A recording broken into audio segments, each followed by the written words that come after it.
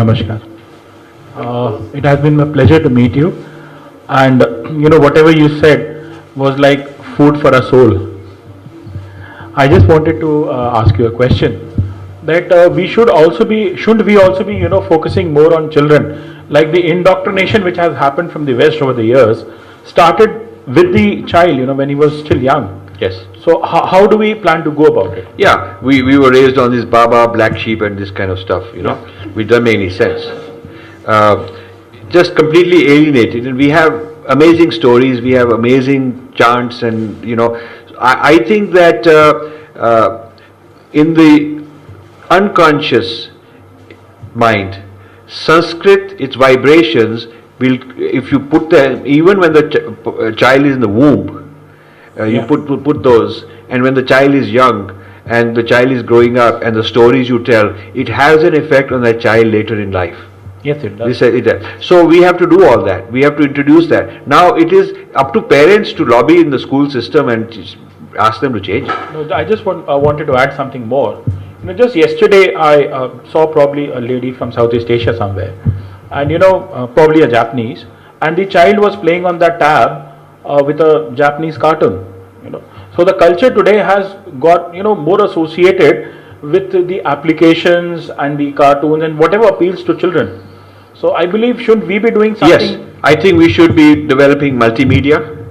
We should be developing, using all the technology to bring education, excite and challenge all the senses. If you think about it, I have written an argument here that the writing is not superior to oral. I have written an argument in this book. Okay, most of the human history of evolution was not writing, but knowledge was accumulating. Yes. So your senses, your eyes, are parallel processing. They're not linear processing like writing. Parallel, when you see this room, you're seeing a lot of things. When you go in a forest, you're seeing a lot of things simultaneously. Yeah, you're not looking at it linearly, sequentially. And when you are experiencing a forest, you're experiencing it with your ears, with your nose, with your touch, all the senses simultaneously. It's a multi-sensory or multimedia processing cognition that human beings and animals have. Writing is very artificial because you don't use smell, you don't use hearing, you don't use your touch, you don't use anything, and even the sight is monochrome and one directional. It's at some percent of the total cognitive apparatus that gets used. The 99 point some part of your cognitive apparatus is atrophying, is just being setting aside. So people say that literacy makes you advanced.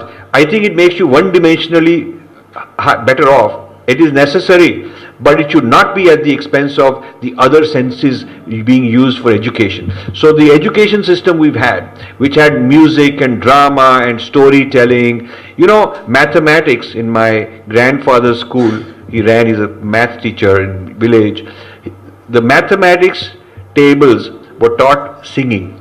They would say 3 times 4 is 12, like that. There was certain intonation. That's how Vedic style is a musical. Now they found out there's this guy called Georgy Lozanov, who died now. He developed something called accelerated learning. And accelerated learning is a rave in the West. Now they're sending their kids to accelerated learning schools.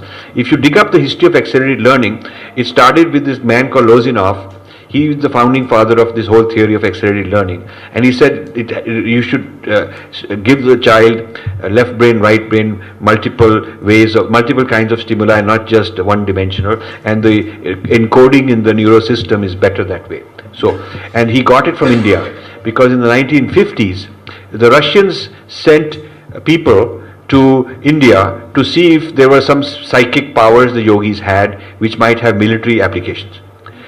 CIA also studied, by the way, Patanjali Yoga Sutra, and there was a huge project because they wanted to know, can you float and can you do distance vision, can you tell where the enemy's missiles are, maybe some yogis can be trained. So they were, both CIA and the Soviets had, for some time they were studying these things. Now this man Georgy Lozanov was a neuroscientist sent to India. He came back and said, I found one thing which is extraordinary human capability that they have, and that's memory. and they can memorize 100,000 verses and keep chanting it by heart, and they do it correctly. And he, as a neuroscientist, he didn't know how it's even possible, because there's no neuroscientific explanation of how somebody could learn so much memorization. So he wanted to know how they memorize so much. And he says one thing that is interesting: they are using both brains.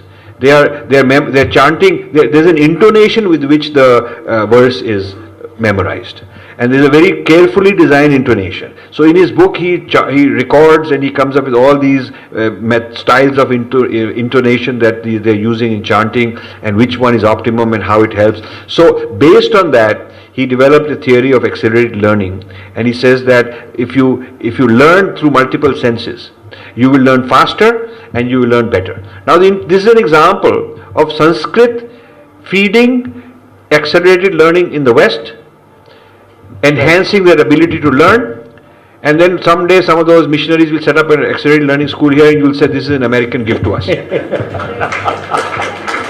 Yeah, to sum it up, when we'll remember you, we'll not just remember you by your book, but by this interaction we had. Thank you so much. But please do read this. This is very important. I want every one of you to get a copy of this. It means a lot to me. You should, whatever extent you can read. I'll tell you something. If you read the introduction, that is the whole Sringeri drama, what happened and how I stopped it and what not, and then you jump over to the conclusion, which tells you what's the way forward, what do we have to do. Okay, that itself is going to give you a huge idea. Then the chapters in between are such that you can pick and choose in any sequence what you want. So how they're distorting Ramayana is one thing. How they are removing the sacredness is another thing. How they're insinuating political agendas is another chapter. So you could read them, one by one. And whatever you read, each one of those will be like a whole doctrine, a whole thesis that you will learn. So I would really like you to do that.